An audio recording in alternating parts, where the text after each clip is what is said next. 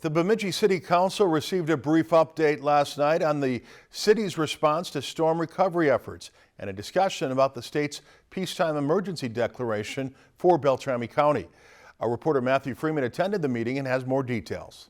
Bemidji city officials believe they have done an excellent job so far with cleanup and recovery efforts following the storm that swept through Beltrami County. But they also say there's still a lot more that needs to be done. I don't think we could ask for a lot more if everybody's targeted focus on this is my job, this is my task. Let's do everything we can to get streets open and, make sure people are taken care of. Governor Walz's declaration of a peacetime emergency in Beltrami County will assist the city's access to resources, including up to 75% reimbursement for costs for infrastructure damage related to the storm. So whatever it costs us to clear the roads, we get a 75% reimbursement for that. 25% is still ours. Spixka clarified, however, that the peacetime emergency does not cover the cost for damage caused by the storm to the parks within the city. So trees that didn't affect infrastructure, didn't affect right away, we're on the hook for whatever it costs at this point in time, unless something would change or some designated funding would come through for paying for some of those. Some councilors spoke in favor of using emergency funds to help pay for damages to the city's parks, including Diamond Point Park, which lost more than 200 trees.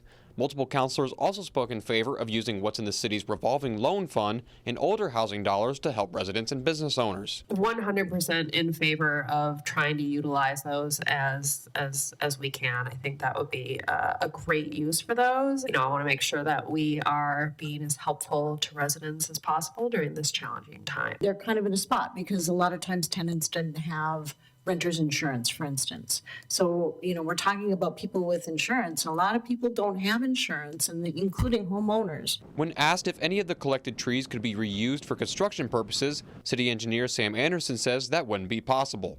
What I've been told, and I'm not a tree guy, is that because of the nature of how the trees came down, we're heard that it's not that good for dimensional lumber use. At this point, we're kind of just triaging to make sure we're keeping up with the demand.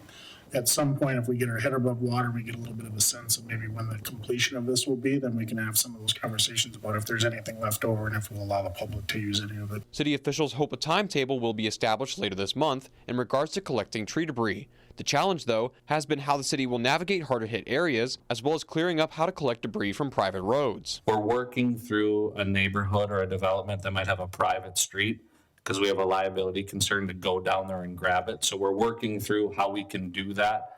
And what we'll probably do with those groups is if we can assist them, whatever paperwork or whatever we need to legally do that to make sure we're protected, and then coordinate and schedule so we have the least amount of risk as possible. City officials want to urge residents to use the 68 licensed tree service providers that have been vetted by the city, as they have provided the necessary bonding and insurance information. I don't know that we have a systematic price list that, a 60-foot red pine should cost X, but we are encouraging folks that get multiple bids, use this list that we have just because we have vetted them to some degree, and then make sure, just typical things, don't pay anybody up front, do your homework, that sort of thing. The council then extended the city's local emergency declaration until July 22nd.